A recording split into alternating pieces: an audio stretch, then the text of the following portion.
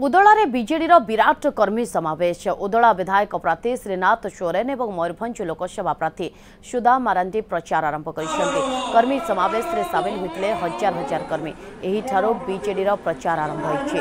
निर्वाचन बैतरणी पार कराइबा पई समस्तଙ୍କୁ गुहारी करथिले श्रीनाथ सोरेन और सुधा मारांडी। नवीन पट्टनायक को षष्ठ थर मुख्यमंत्री करबा पई आह्वान देथिले बीजेडी नेता। उदला निर्वाचन मंडल समस्त भोटर्स भाई मान को बहुत धन्यवाद देवी। एभली परिस्थिति भी से आसी पहुँचती खरा भी टी होती सत्वे बहु संख्यार युवक छात्र महिला कृषक समस्त आसिक एकाठी होती बहुत बहुत धन्यवाद देवी।